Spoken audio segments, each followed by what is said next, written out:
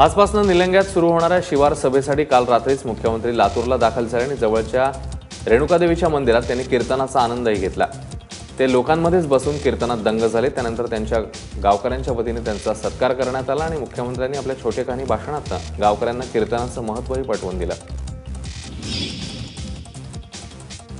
अहमदनगर औरंगाबाद मार्गावर झालेल्या भीषण अपघातामध्ये 7 भाविक ठार झालेत। पुण्यातल्या यवतमधनं हे भाविक बोलेरो गाडीतनं बुलढाण्याला सैलानी बाबांच्या दर्शनासाठी निघाले होते। नगरवरनं औरंगाबादकडे जाताना धनगरवाडीजवळ समोरून येणाऱ्या ट्रकवर ही बोलेरो आदळली। त्यानंतर ट्रकने या कारला तब्बल 80 फूट फरफटत नेल्यानं गाडीतले सर्वांना जागीच मृत्यू आलाय। ट्रक चालक फरार आहे आणि पोलिसांनी त्याचा शोध सुरू केलाय। बोलेरो चालकाचं नियंत्रण सुटल्यानं हा अपघात झाल्याचं समोर येतंय। उमा टॉकीज चौकात एका भरधाव एसटीने 9 ते 10 गाड्यांना धडक देत थेट खांबाला जाऊन आदळली। यात 2 जणांचा मृत्यू झाला। दरम्यान एसटीचे ब्रेक फेल झाल्यामुळे अपघात झाल्याची माहिती मिळते। तर प्रत्यक्षदर्शींच्या सांगण्यानुसार एसटी चालकाला हृदयविकाराचा झटका आल्याने अपघात झाल्याचं समजतंय। दरम्यान या अपघातानंतर मोठ्या प्रमाणात वाहतूक कोंडी झाली होती। हिंगोलीतल्या कळमनुरी शहरात जबरी चोरीचा प्रकार घडलेला आहे। शहरातल्या सहयोग नगरामध्ये सशस्त्र घरफोडी करत दरोडेखोरांनी 3.5 लाखांचा ऐवज लंपास केला। पोलिसांनी घटनास्थळी धाव घेत पाहणी केली आणि दरोडेखोरांच्या तपासासाठी पथकं रवाना करण्यात आली आहेत। गेल्या काही दिवसात शहरात चोरीच्या घटना वाढल्यानं लोकांमध्ये दहशतीचं वातावरण आहे।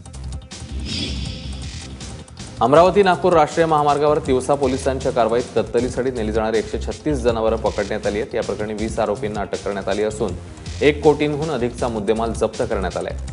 7 ट्रक, 1 कार आणि आरोपींकडले 5 लाख रुपयांचा यामध्ये समावेश आहे। पकडलेली सर्व जनावरं सारशीच्या गोरक्षण संस्थेत ठेवण्यात आली आहेत। सांगलीतल्या शिराळा नगरपंचायतीसाठी काल पहिल्यांदाच मतदान झालं। नागपंचमीच्या दिवशी जिवंत नागपूजेस परवानगी मिळावी यासाठी नोव्हेंबरमध्ये झालेल्या पहिल्याच निवडणुकीवर सर्व पक्षीयांनी बहिष्कार टाकला होता। हा बहिष्कार मागे घेतल्यानंतर आता ही निवडणूक होती आहे। नेवासा नगरपंचायतीची काल पहिली निवडणूक पार पडली। यावेळी काही किरकोळ वाद वगळता शांततेत मतदान पार पडलं। एकूण 17 जागांसाठी 64 उमेदवार रिंगणात होते। 8 मतदान केंद्रावर ही निवडणूक पार पडली। यामध्ये शिवसेना, भाजपसोबतच माजी आमदार शंकरराव गडाख यांचा क्रांतिकारी पक्ष अशी तिरंगी लढत पाहायला मिळणार आहे। गोंदिया जिल्ह्यातील निंबा गावच्या नाल्यामध्ये एका वनरक्षकाचा मृतदेह आढळल्याने खळबळ उडाली आहे। ही हत्या नक्षलवाद्यांनी केली नसून वनतस्करांनी केली असल्याचा संशय आहे। रवींद्रनाथ जचपेले असे या वनरक्षकाचं नाव आहे। मागील 2 वर्षांपासून तो या भागात कार्यरत होता। त्याने काहीच दिवसांपूर्वी वनतस्करी करणाऱ्या लोकांवर कारवाई केली होती। त्याच्या रागामुळेच ही हत्या झाल्याचा संशय व्यक्त केला जातोय। मुंबई आग्रा महामार्गावरच्या धुळे जिल्ह्यातल्या नरडाणा पोलिसांनी न्यायालयाच्या आदेशानुसार 39 लाख रुपये किमतीची दारू नष्ट केली। ही कारवाई पोलीस स्टेशनच्या आवारात झाल्यामुळे कारवाईमुळे पोलीस स्टेशनच्या आवारात मद्याचा जणू पाठ वाहत होता।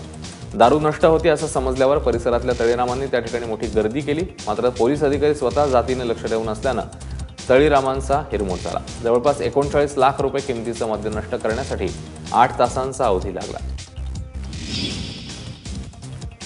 अहमदनगरमधील बहुचर्चित कोपर्डी बलात्कार खटल्याची सरकारी पक्षाची सुनावणी पूर्ण झाली आहे। अहमदनगर जिल्हा सत्र न्यायालयात एकूण 31 साक्षीदार तपासून 5 महिन्यांनी ही सुनावणी पूर्ण झाली। 21 ते 23 जून दरम्यान होणाऱ्या पुढील सुनावणीत आरोपींचे जाब घेतले जाणार आहेत। त्यानंतर युक्तिवाद होऊन आरोपींना शिक्षा सुनावली जाईल अशी माहिती विशेष सरकारी वकील उज्ज्वल निकम यांनी दिली। बातमी कॅन्सरशी 2 हात करत आयुष्याची ज्योत वाचवणाऱ्या रणरागिणीची। जळगावच्या अंजली बाविस्कर यांनी इच्छाशक्तीच्या बळावर कॅन्सरवर मात तर केलीच, पण कॅन्सरच्या जीवघेण्या आजारापासून दूर कसं राहावं याबद्दलचं प्रबोधन करण्यासाठी त्या गावोगावी फिरत आहेत। आरोग्याबाबत प्रबोधनाचा यत्न चेतवणाऱ्या अंजली बाविस्कर यांचा जिल्हाधिकाऱ्यांनी गौरव केला।